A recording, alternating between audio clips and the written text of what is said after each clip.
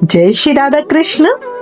किसी ने क्या खूब कहा है, मत करो एतबार इस झूठी दुनिया का, मत करो एतबार इस झूठी दुनिया का, वक्त पड़ने पर ये काम ना आएगी।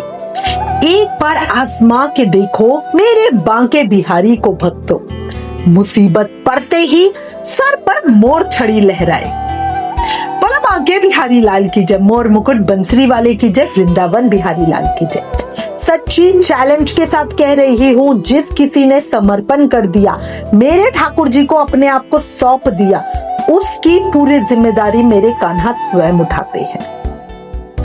आज इस वीडियो में जिस सच्ची घटना को मैं आप तक लेकर आई हूँ, वो सिर्फ एक कहानी नहीं, वो विश्वास की शक्ति है, वो भक्ति का प्रत्यक्ष प्रमाण है, वो बिहारी जी महाराज की कृपा का जीवंत उदाहरण है। ये साक्षात अनुभव है भक्त के जीवन का, प्रेम, विश्वास और भगवान के भक्त वात्सल्य का। ये प्रसंग है भक्त श्री नापा जी के जीवन का। नापा जी जाति से माली थे, पर हृदय से संतों के सेवक, रामकृष्ण के अनन्य भक्त। इनका जन्म खोसा के निकट एक गांव में हुआ था। यहीं ये अपनी पत्नी और इकलौते बेटे के साथ रहते थे। इनके यहाँ सदैव संतों की मंडलियां आती रहती थी और कथा, कीर्तन, सत्संग सब होता रहता था। इनके आसपास के लोगों को ना इस बात से बड़ा आश्चर्य होता था कि इनके पास इतना धन कहाँ से आता है कि ये हर समय संतों की सेवा करते रहते हैं, कीर्तन वगैरह इनके घर में होता रहता है और इतना धन व्यय करते रहते हैं। अब देखो क्या होता है ना, कलयुग के अंदर है ना, लोग खुद तो अच्छा करना नहीं चाहते और दूसरा कोई करता उससे भी चिढ़ते रहते हैं, ठीक है ना। और उन्हीं ईर्ष्यालु लोगों में से कुछ लोगों ने नापा जी के इस वैभव को देखकर राजा से शिकायत कर दी। अब किसी ने भी नापा जी का भाव नहीं देखा, उनकी परेशानियां नहीं देखी, उनका प्रेम नहीं देखा। बस उनको लगा कि भाई ये तो पता नहीं कहीं से चोरी चकारी करके धन लेकर आ रहा है, जो रोज की रोज संत सेवा करता रहता है। कभी इनके घर में कीर्तन हो रहा है, कभी सत्संग हो रहा है, इतनी इतनी कीर्तन मंडली, इतने इतने साधु संत आते रहते हैं, मंडली आती रहती है, तो कहाँ से उनका खाना पीना होता है। अब उन्होंने जाके राजा के पास शिकायत की और कहा, महाराज नापा जी के पास तो अपार धन है, संपदा भी बहुत है, पर वो राज कर नहीं देते, टैक्स नहीं देते आपको। अब जो राजा था वो भी बड़ा अविवेकी था, उसने भी विवेक को ना लगा करके उन्हीं सुनी सुनाई बातों पे एक्शन ले लिया और श्री नापा जी को कारागार में डाल दिया। अब क्या होता है, जो पापी लोग हैं ना, जिन पे हमारे ठाकुर जी की कृपा नहीं होती, उन्हें धन की बात तो समझ में आती नहीं है। अब नापा जी ने जितना भी कहा कि भाई मेरे पास कोई धन नहीं है, मैं कैसे टैक्स दूं, क्या कर दूं, मेरे पास तो खेती में भी कुछ नहीं हो रहा है, बट राजा ने कुछ भी नहीं सुना। अब वो तो उनको तो जेल में डाल दिया, वो जेल में जाके बैठे हैं। उधर दूसरी तरफ इनके घर पर एक दिन संतों की एक बड़ी मंडली पहुंची। अब नापा जी तो घर पे थे नहीं कि वो कुछ इंतजाम करते। इनकी पत्नी भी बड़ी वैष्णव भक्त थी, जैसे पति थे वैसे ही पत्नी थी, उनका व्यवहार स्वभाव भी वैसा ही था। अब पत्नी को बड़ी चिंता हुई कि भाई घर में ना तो रुपया है, ना पैसा है, ना भोजन सामग्री है, क्या करूं, संतों का स्वागत सत्कार कैसे होगा और उनकी भोजन व्यवस्था कैसे की जाएगी, वो तो बड़ी परेशान हो गई। उन्होंने रोते हुए एक परिचित व्यक्ति से ये संदेश नापा जी के पास जेल में भिजवाया और कहलवाया कि भाई घर में तो कुछ भी नहीं बचा, अब क्या करूं, अगर संतों की सेवा नहीं करती, जो नापा जी का नियम था वो खराब हो जाएगा, और अगर करूं तो कैसे करूं, पैसे ही नहीं है। जेल से नापा जी का संदेश आया और कहा कि घर में जो भी लोटा थाली वगैरह कुछ भी बर्तन है उसे बेचकर संत सेवा कर दो। अब पत्नी वैष्णवी थी, वैष्णव भक्त थी, उसने ऐसा ही किया। जो भी घर में थाली लोटा वगैरह जो 2-4 बर्तन बचे थे उसे बेच दिए और उनसे संतों की सेवा की। पर खुद ही देखो कि थाली लोटा बेचने से भला कितने ही दिन संत सेवा की जा सकती थी, गृहस्थी चल सकती थी, भगवान की भी सेवा हो रही थी। घर में फिर से फाके होने लगे। इसी बीच पत्नी के मायके वाले भी आ गए। अब उस बेचारी के सामने तो एक धर्म संकट खड़ा हो गया।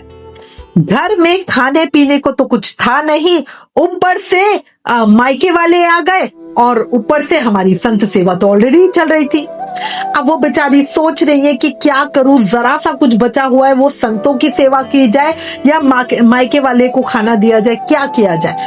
मतलब मैं अपनी गृहस्थी संभालूं या अपने अध्यात्म को देखूं। कई बार हमारे सामने भी यही परिस्थिति आती है ना, संत सेवा या रिश्तेदार, किसको खिलाओ, यही प्रश्न उनके सामने था। क्या करूं क्या करूं। आसपास किसी से तो मदद की कोई उम्मीद भी नहीं थी, क्योंकि सबके सब तो उनका मजाक ही उड़ाते थे, उनसे ईर्ष्या ही करते थे। जब नापा जी की पत्नी को कहीं से कोई भी किसी भी तरह की सहायता की आशा उम्मीद नहीं दिखाई दी, तब हर तरफ से निराश होकर उन्होंने भगवान की शरण ली और अपने स्वच्छ भाव से, अंतर मन से अब ठाकुर जी के सामने प्रार्थना करी और कहा कि प्रभु लज्जा रख लेना, आपकी सेवा में कमी ना पड़े, बस इतनी कृपा कर देना। अब जब मेरे ठाकुर जी के सामने कोई करुण पुकार से पुकारे तो ये मेरी जो भक्तों की आवाज है ना, वो सीधी वृंदावन तक पहुंचती है, मेरे ठाकुर जी के धाम में पहुंचती है, मेरे कान्हा के कानों में पहुंचती है। भगवान ने भी कभी जरा विलंब नहीं किया, वो तुरंत ही नापा जी का रूप धारण करके घर पहुंच गए। बर्तन, अनाज, दाल, घी पूरा घर भर दिया, ढेर सारा सामान एक साथ ही प्रभु ले आए। पत्नी ने समझा कि भाई स्वामी है ना, शायद जेल से छूट कर आया, राजा ने ये सारा सामान वगैरह दिया होगा, और इसीलिए वो तो बड़ी खुश हो गई कि भाई इतना सारा सामान सहायता के लिए मिल गया, ठाकुर जी ने तो बड़ी राज रख ली। अब वो बढ़िया सारा सामान वगैरह उन्होंने रख लिया। उधर दूसरी तरफ नापा जी तो हमारे जेल में बैठे थे, पर राजा के गुप्तचरों ने राजा को खबर दी कि नापा जी के घर में तो बड़े बुरे हालात है, उनकी पत्नी तो घर के बर्तन वगैरह बेचकर संत सेवा कर रही है। अब ये सुनकर राजा बड़े प्रभावित हुए और उसको समझ में आ गया कि भाई अगर पैसा होता तो कोई अपने घर के बर्तन ही क्यों बेचता, तो इसीलिए उन्होंने तुरंत ही नापा जी को कारागार से मुक्त करवा दिया। अब ये राजा की खुद की बुद्धि ने काम किया या मेरे ठाकुर जी ने उनको बुद्धि दी, ये मैं कह नहीं सकती, ठीक है, बट नापा जी अब जेल से आजाद हो गए। जब नापा जी घर पहुंचे तो घर पे तो खूब धन धान सामग्री वगैरह, खूब अनाज वगैरह देकर वो बड़े आश्चर्यचकित हो गए। उनको लगा कि भाई बर्तन तो थोड़े से ही थे, इतने बर्तन बेच के इतना सामान तो आ नहीं सकता। उन्होंने अपनी पत्नी से पूछा कि भाई ये सब सामान कहाँ से आया, तो उनकी पत्नी बड़े आश्चर्यचकित होकर बोली कि ये आप क्या कह रहे हो, आप पता नहीं कैसे अजीब सी बातें कर रहे हो, अरे आप ही तो सुबह ही सबका सारा सामान लेकर आए थे। अब पत्नी की बात सुनकर श्री नापा जी बहुत विस्मित हुए, पर वो कुछ बोले नहीं और मन ही मन प्रभु की कृपा का स्मरण करके गदगद हो गए, क्योंकि उनको पता था कि भाई जेल से तो मैं तो अभी छूट कर आया हूँ, सुबह मैं तो जेल के अंदर कैद था, और सुबह अगर मेरी पत्नी ने मेरे रूप में किसी को देखा है तो मेरे ठाकुर जी के अलावा कोई और हो ही नहीं सकते। अब इस घटना के बाद से तो उनके जीवन ऐसा हो गया कि बस ठाकुर जी की भक्ति प्रेम के अलावा, साधु संतों के अलावा उन्हें कुछ सूझता ही नहीं था। पहले भी वो बहुत ज़्यादा अपने समर्पित थे ठाकुर जी की सेवा में, संतों की सेवा में, बट अब तो उनके जीवन में कुछ और बचा ही नहीं था। इनके जीवन का एक और बड़ा सुंदर प्रसंग बताती हूँ। देखो, जब मेरे कान्हा है ना किसी पे कृपा करने पे आते हैं ना तो खुलकर कृपा करते हैं, और कृपा के लिए वो कोई भी मर्यादा नहीं रखते हैं। नापा जी की जीविका का एकमात्र साधन था खेत, पर संत सेवा में उनका पूरा समय यूं का यूं ही लग जाता था, और इसी कारण वो खेत में समय ही नहीं दे पाते थे, और इसी कारण उनका खेत सूखने लगा था, उसमें कुछ भी उपजता नहीं था, और मतलब जब उपजेगा नहीं, कोई खेती नहीं होगी तो नापा जी को पैसे कैसे मिलेंगे। अब नापा जी ने सोचा कि भाई क्या करूं, कैसे किया जाए, भाई संत सेवा तो मैं छोड़ नहीं सकता, तो खेत का काम भी जरूरी करना है, तभी तो भाई कुछ पैसा आएगा, और पैसा आएगा तभी संत सेवा हो पाएगी।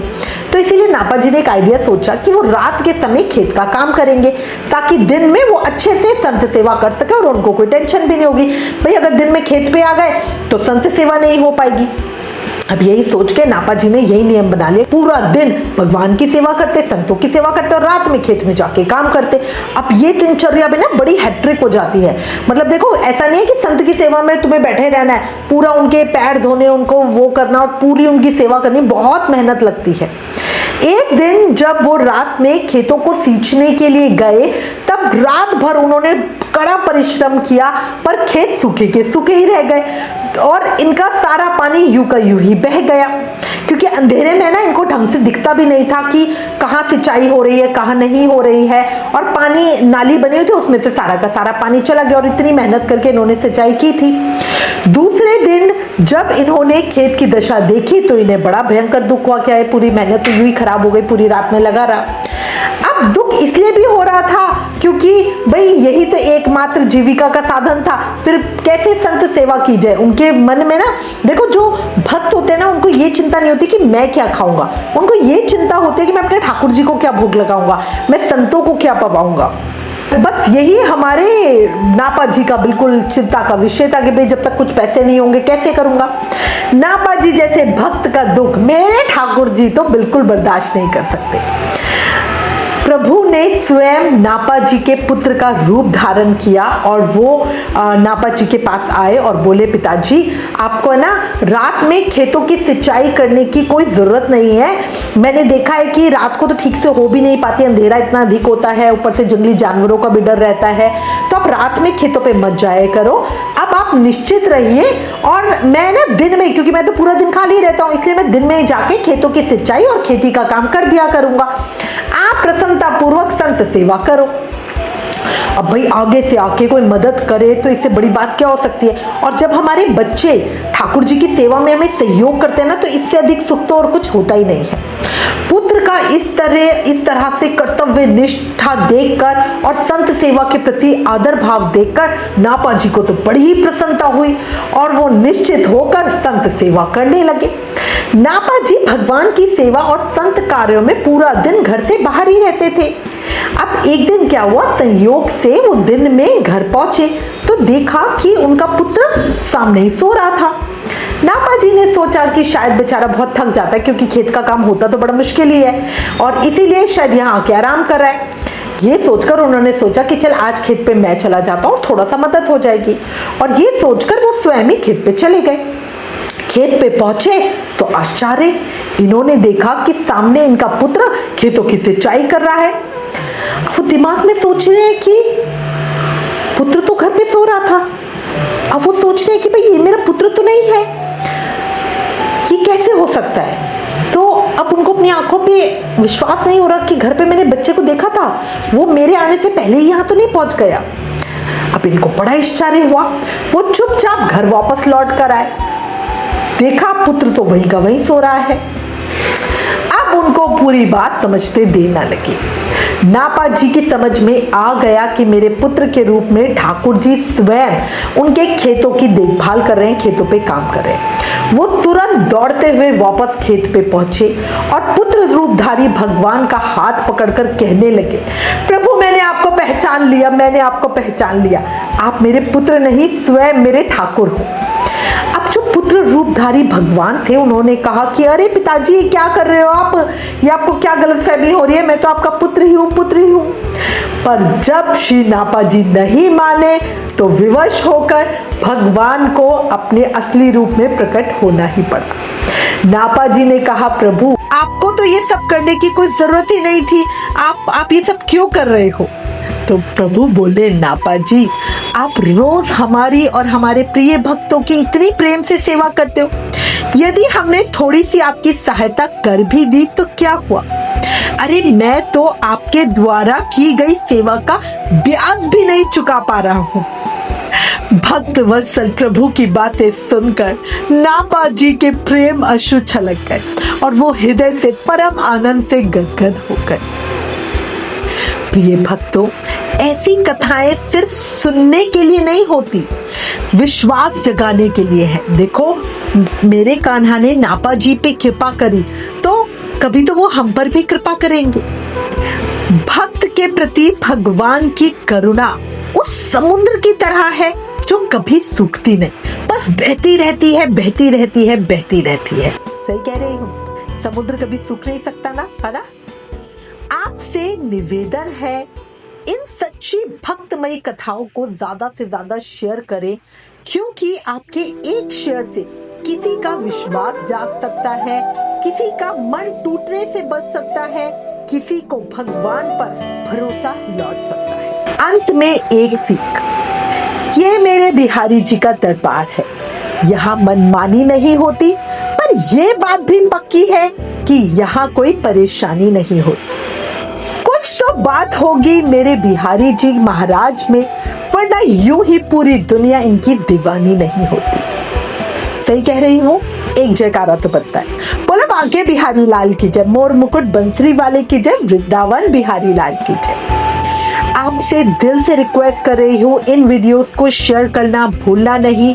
सच्ची भक्ति फैलाना भी एक सेवा है। कमेंट करके बताना ये कथा आपके हृदय में को कहाँ तक छू पाई कि भी नहीं छू पाई, जरूर बताना। राधे राधे।